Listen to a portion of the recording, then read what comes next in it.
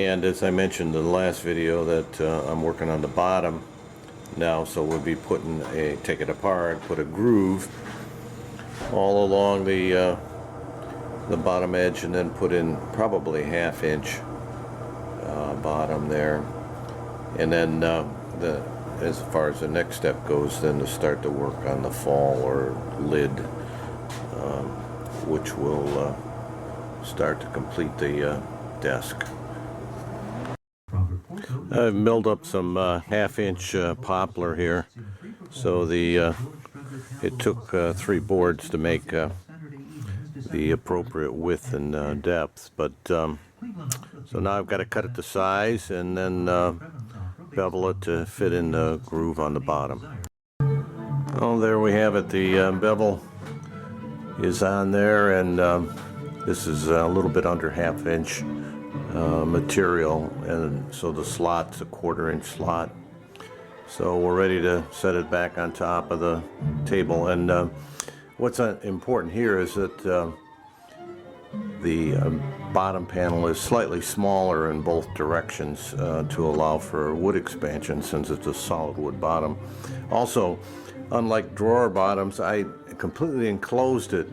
Now I could have left either edge, I suppose, open, and the molding would have covered it, and I could have slid it in, but I decided to completely enclose it and left, I hope, enough room around the edges for it to expand within the frame. So we're all glued up and clamped in place, so now to work on the lid. Well, I've started to work on the lid, and it has a breadboard end on it. So I made a little story stick here to simulate just a little cut off piece of plywood. So the lid has a 15-degree angle cut on the end to match the slope here, and it overhangs the bottom here a little bit so you can get a hold of it and lift it. It has a 2.5 inch breadboard end, which will have tenons of 1.5 inches. There's 3 of them, and there's a 1/4 inch tenon that runs the whole length of the piece, and then the mortises on the breadboard end this piece will slip onto there, and you can glue one of them, and the other 2 will be not glued but pegged, and the holes would be elongated, and because we want it, as the wood expands, we want it to expand and shrink off the end here. So that gives me my total dimensions. We got the 16-inch width, and the total dimension is 27 1/8. The board itself will be 25 1/8, and allowing for the breadboard end, which will add 1 inch to either side then. So that's the plan. So now I gotta go mill up some of the maple now, and probably I don't have a piece that's 16 inches wide, so I'll have to glue 2 pieces together. Gluing up a panel here for the lid, and I'll be scraping the excess glue off here in another 1/2 hour or so once it sets up. So on to mortising. So using the storyboard here as a guide, this is the breadboard end, which is 2.5 inches wide, and so it has a 1/4 inch. There's a 1/4 inch tenon all the way along the breadboard, of course, and then the tenons, the longer ones, are there as well. So you need a 1/4 inch slot minimum all along the inside of the breadboard ends, and then they're marked out here based on the pattern are the areas that need 1.5 inch deep mortises, 1/4 inch mortises. So I'm gonna use my trusty hollow chisel mortiser here and put a 1/4 inch bit in there, and we're going to mortise, cut those mortises. Putting in the 1/4 inch mortises now, 1.5 inches deep.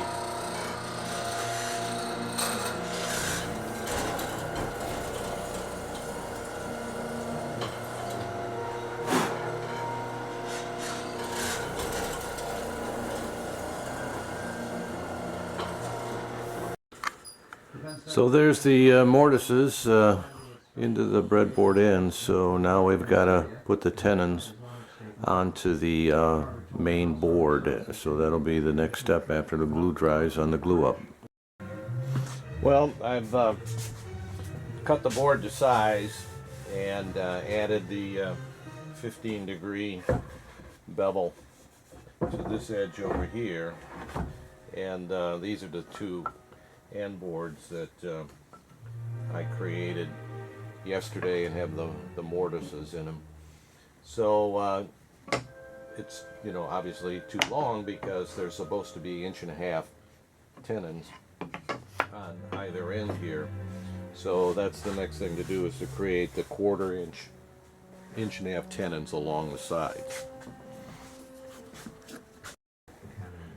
Well, I've got the dado set up here for cutting off about 3/4 inch here, and you can see I've marked off 1.5 inches on the ends, and the dado is set to cut about 3/4 inch off either side to leave a 1/4 inch tenon in the center. So that's what I'm going to do next.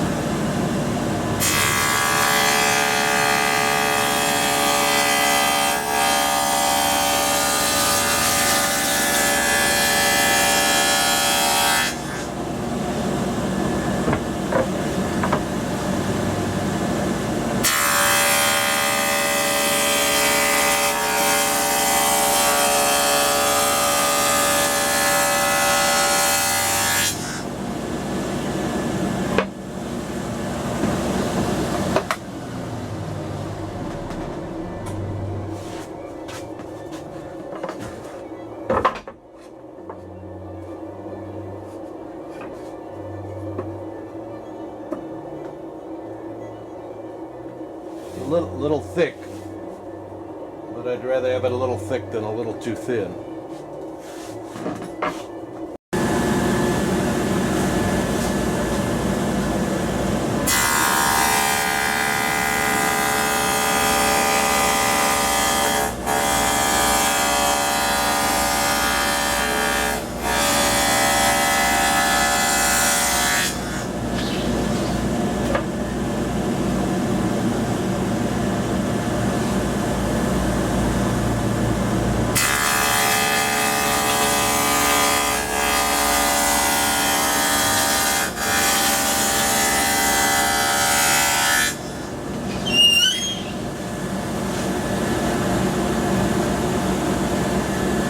Just have to knock the little splice out in the middle.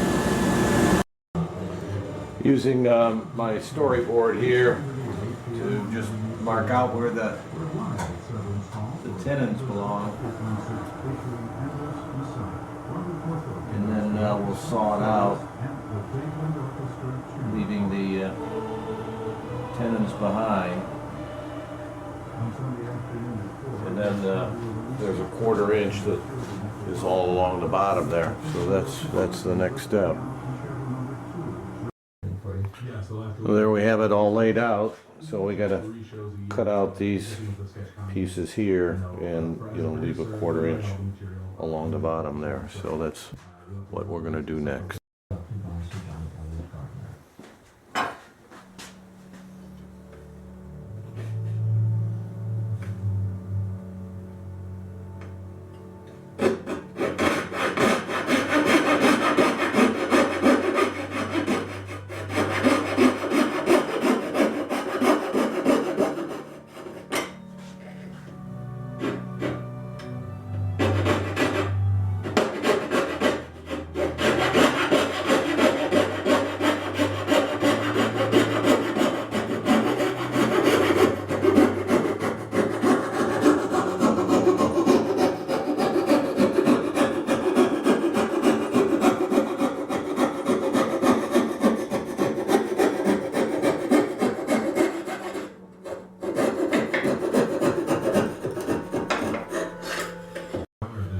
Cleaning up the tenons on the breadboard end here with my plane, the Nielsen plane, blowing.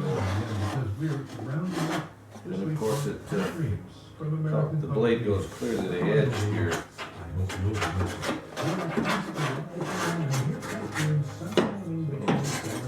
Needs a little taken off here so that they fit. So now we're dry fit the breadboard ends to the tenon. To find out more about these events and a host of others, look for the arts calendar. You can find it on our website, wcld.org. The tenons are a little smaller than the mortise, narrower, because they will move inside these mortises. Let's flush there. So rightly, sometimes you can just plane a hair out of here to create a slight arc, so that when you compress the sides to it and put the pegs in the back, that there's some tension on it. But there you have it. So there's the breadboard ends on the lid. And we got to put the pegs in next, and then it'll be ready for assembly. The other thing that the breadboard ends has helped keep the lid flat, so we'll see how it looks on the desk. I had to remove the original audio because of copyright infringement on the music playing in the background, but you can see here that I'm fitting the lid to the desk, and it was ended up being a little bit large, 64th of an inch on either side, but otherwise it fit very well, and it was flush on the top and was flat. So I was reasonably happy with the results here, and I've started to think about attaching the hinges to it, and it's coming along. So the next step would have been to get ready for pegging and gluing it up. So it'll be back. Well, I pre-drilled 2 of the holes for the pins in the back of the board, and the reason for that is that I'm going to take it apart now and elongate the holes in the tenons inside the breadboard there, so that the breadboard, when it moves, this is the bottom of it, can expand towards the bottom. The top 2 will be glued and hopefully prevent it from moving on the top, and the bottom part will not be glued and just held in by the pins. And then, since the holes are elongated, it should allow the breadboard to expand within the confines of the ends. Elongating the holes on the bottom of the lid. Gluing up the lid here and trying to keep it flat at the same time. So if you just squeeze in the breadboard ends, they have a tendency to turn up. So trying to keep it all flattened while the glue dries. Well, the glue's dry and the lid is reasonably flat. I got some cleanup to do to pare off the pegs and then clean up the excess glue on it. But all in all, we'll see how it fits on the table here. It did when we dry fitted it. There you have it.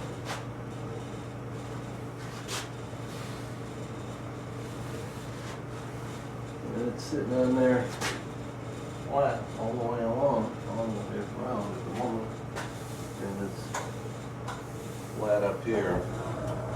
So cleanup. I think we're done with the lid. We'll put the hinges on next, I guess.